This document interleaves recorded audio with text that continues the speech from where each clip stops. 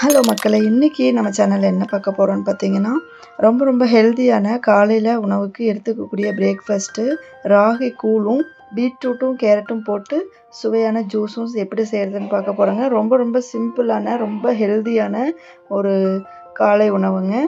கண்டிப்பா இந்த ரெசிபிய நீங்க செஞ்சு உங்க குழந்தைகளுக்கு, பெரியவங்க எல்லாத்துக்கும் குடுத்து பாருங்க. ரொம்ப அருமையா இருக்குங்க. நான் வந்து இதுக்கு இந்த ராகி கூழ் செய்கிறதுக்கு 1 டம்ளர் அளவுக்கு ராகியை நைட்டே கழுவிட்டு ஊற வச்சுக்கிட்டேங்க. ஊற வச்சுட்டு அதிலே பார்த்தீங்கன்னா ஒரு 4, 5 பாதாம் போட்டு ஊற வச்சுக்கிட்டு, உங்களுக்கு வேணும்னா நீங்கள் முந்திரியும் போட்டு ஊற வச்சுக்கலாங்க. நான் வந்து இன்றைக்கி நாட்டு சர்க்கரை போட்டு தான் இந்த கூழ் காய்ச்ச போகிறேன். நீங்கள் தேவைன்னா இதில் வந்து உப்பு கூட நீங்கள் கலந்து செஞ்சுக்கலாம். எதில் எப்படி உங்களுக்கு தேவையோ அந்த மாதிரி மாற்றலை நீங்கள் செஞ்சுக்கலாங்க. நான் நாட்டு சர்க்கரை போட்டு தான் இன்றைக்கி செய்ய போகிறேன். மிக்சியில் வந்து நல்லா அந்த ராகியை போட்டு நல்லா அரைச்சி அந்த கசுறு வர அளவுக்கு நல்லா வடிகட்டி எடுத்துக்கலாங்க. எடுத்துட்டு அதுக்கப்புறமா பெரிய வடிகட்டியில் வடிகட்டி எடுக்கும்போது நல்லா உங்களுக்கு அந்த கசுறு கிடச்சிரும். அதுக்கப்புறம் திருப்பி நீங்கள் வேணும்னாலும் கூட சின்ன வடிகட்டி வச்சு இந்த ராகி கூழை நல்லா வடிகட்டி எடுத்துக்கிட்டிங்கனாலும் உங்களுக்கு போதுங்க. அதுக்கப்புறமா ஒரு அகலமான பாத்திரம், நான் வந்து இட்லி பாத்திரம் வச்சுருக்குறேங்க. அடுப்பில் வச்சுக்கிட்டு இந்த பால் எடுத்து வச்சுருந்த பால் எடுத்து நல்லா ஊற்றி நல்லா மிதமான சூட்டில் வச்சு கிண்டிகிட்டே இருக்கணுங்க. கொஞ்சம் கைவிட்டு நீங்கள் அடுப்பை அதிகமாக வச்சுட்டு கைவிட்டு கிண்டினீங்கன்னா கெட்டி பிடிச்சிரும். உங்களுக்கு அந்த டேஸ்ட்டு கிடைக்காதுங்க. ராகி கூழ் டேஸ்ட்டு ஒரு மாதிரி உங்களுக்கு கரிஞ்ச மாதிரி வாசம் வந்துடும். சன்னமாக வச்சு நீங்கள் இதை செய்கிறதுக்கு ஒரு 10 நிமிஷத்துலேருந்து ஒரு 15 நிமிஷம் ஆகுங்க. ஆனால் அந்த டைம் பார்த்திங்கன்னா நம்ம காலையில் உணவாகவே நம்ம இது செய்யும்போது நம்மளுக்கு கன்வீனியண்ட்டான ஒரு விஷயந்தாங்க. எல்லாருமே விரும்பி சாப்பிடுவாங்க. நம்ம லாஸ்ட்டாக தான் நம்ம நாட்டு சர்க்கரை சேர்த்த போகிறோம். அந்த டைமில் உங்களுக்கு நாட்டு சர்க்கரை வேண்டாம் அப்படின்னு நினச்சிங்கன்னா கூட நீங்கள் வந்துட்டு உப்பு கூட சேர்த்தி கொடுத்துக்கலாங்க.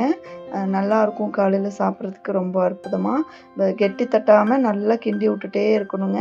நம்ம இந்த கெட்டி நல்லா ஓரளவுக்கு அந்த ராகி வந்து நல்லா பார்த்திங்கன்னா கலர் மாதிரி நல்லா அப்படியே கெட்டி தட்டிகிட்டே வரும். நல்லா கெட்டியாகிட்டே வருங்க. அந்த டைமில் தான் நம்ம வந்துட்டு இதில் பால் ஊற்ற போகிறோங்க. பால் வந்துட்டு நான் 1 கப் அளவுக்கு ஊற்றிக்கிறேன். உங்களுக்கு எவ்வளோ வேணாலும் நீங்கள் பால் சேர்த்துக்கலாம்.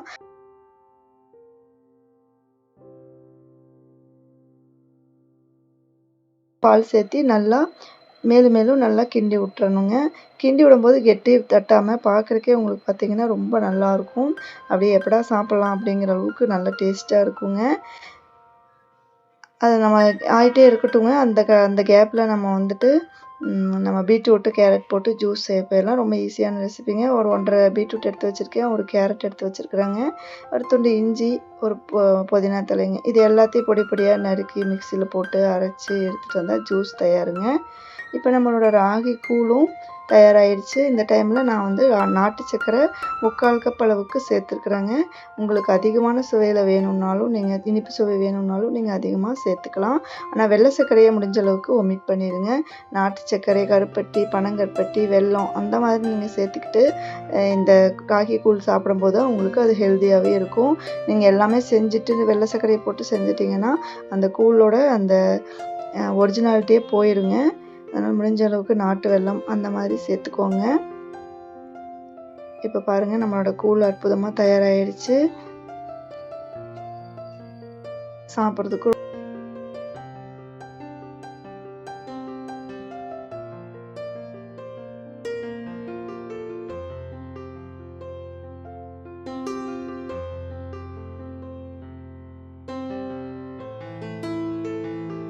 ராகி கூழ் தயாராகிடுச்சு. இப்போ நம்ம வந்துட்டு ஜூஸ் செய்ய போகிறோங்க. கேரட்டு எடுத்து வச்சுருந்த கேரட்டு, பீட்ரூட்டு எல்லாம் நல்லா சின்னதாக வெட்டி அதிலேயே எடுத்து வச்சுருந்த இஞ்சி, கொஞ்சம் புதினா தழை போட்டு நல்லா அடிச்சுட்டு தண்ணி நிறைய ஊற்றிடாதீங்க. இப்போ நீங்கள் உங்கள் வீட்டில் 3 பேர்னா நான் அதுக்கேற்ற மாதிரி நீங்கள் அளவில் நீங்கள் எடுத்துக்கோங்க. ஒரு 1 1/2 பீட்ரூட் இதே அளவு எடுத்திங்கனாவே போதும். ஆளுக்கு ஒவ்வொரு சின்ன டம்ளரில் குடிக்கிற அளவுக்கு வருங்க. நிறையாவும் குடிக்க முடியாது.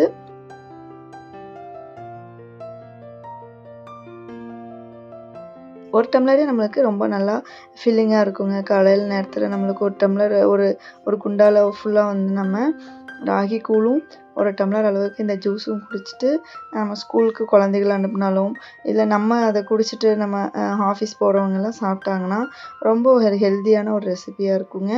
கண்டிப்பாக நீங்களும் இந்த மாதிரி ரெசிபி செஞ்சு பார்த்துட்டு எப்படி இருந்துச்சு அப்படின்னு சொல்லிட்டு கமெண்ட் பண்ணுங்கள். Thank you so much. நம்மளோட ராகி கூழும் சுவையான பீட்ரூட், கேரட் ஜூஸும் தயார்.